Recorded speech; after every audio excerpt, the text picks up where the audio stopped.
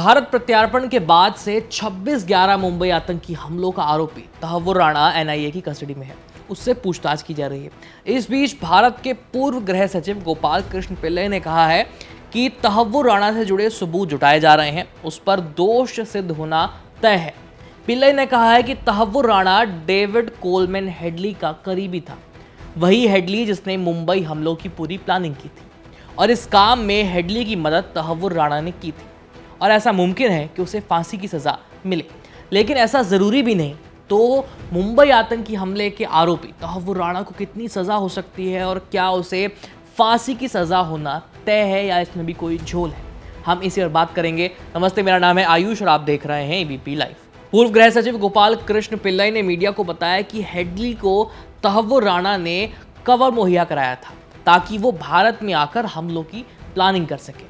राणा ने ही मुंबई में अपने फर्म के नाम पर एक इमिग्रेशन ऑफिस खोला था जिसमें हेडली को काम दिया गया और भारत आने के लिए उसे वीज़ा दिलाया गया। तहव्वुर और हेडली बचपन के दोस्त हैं, इसलिए उससे पूछताछ में काफ़ी कुछ सामने आने की उम्मीद जताई जा रही है। पिल्लई ने यह भी साफ किया कि भले ही तहव्वुर राणा ने खुद हमलों की रेकी नहीं की थी, लेकिन इस काम में उसने दूसरे आतंकियों की मदद की, इसलिए साजिश में शामिल होने के चलते वो सह अपराधी है और कोर्ट में उसे कड़ी सजा मिलने की उम्मीद जताई जा रही है। उम्मीद ये भी की जा रही है कि इतने बड़े आतंकी हमले की साजिश में शामिल होने के कारण कोर्ट उसे 10 साल से ज़्यादा की जेल की सज़ा सुना सकती है। इसके अलावा उसे फांसी की सज़ा भी सुनाई जा सकती है, जैसे कि कसाब को फांसी की सज़ा सुनाई गई थी। इसके अलावा पूछताछ के दौरान राणा क्या क्या राज खोलता है, जांच एजेंसियों को 26/11 हमले में शामिल होने से जुड़ी और क्या क्या जानकारी हासिल होती है, इससे भी राणा को होने वाली सज़ा पर असर पड़ सकता है। राणा से अलग मुंबई हमलों में पाकिस्तान की भूमिका पहले ही स्पष्ट हो चुकी है। पाकिस्तान में बैठे कई आरोपी अब तक भारत को नहीं सौंपे गए हैं और न ही उनके खिलाफ वहां कोई एक्शन ही हुआ है।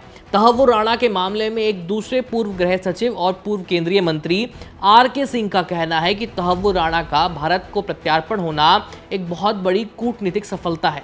साथ ही आर.के. सिंह ने इस बात पर भी चिंता जताई है कि तहव्वुर राणा और हेडली को बार बार भारत आने का वीज़ा आखिर मिल कैसे गया था और क्या भारत में उनके कोई सहयोगी या आईएसआई के एजेंट थे। तहव्वुर राणा से पूछताछ में इस पॉइंट पर भी खुलासा होने की उम्मीद जताई जा रही है।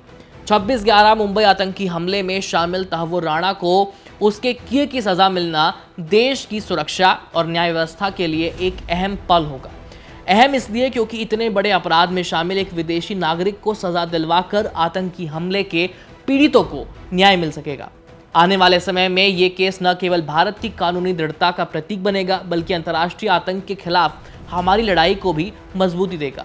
आप इस मुद्दे पर क्या सोचते हैं? क्या तहव्वुर राणा को भारत लाकर फांसी दी जानी चाहिए? अपनी राय कमेंट करके नीचे ज़रूर बताइएगा। मिलते हैं अगले वीडियो में, तब तक के लिए जय हिंद।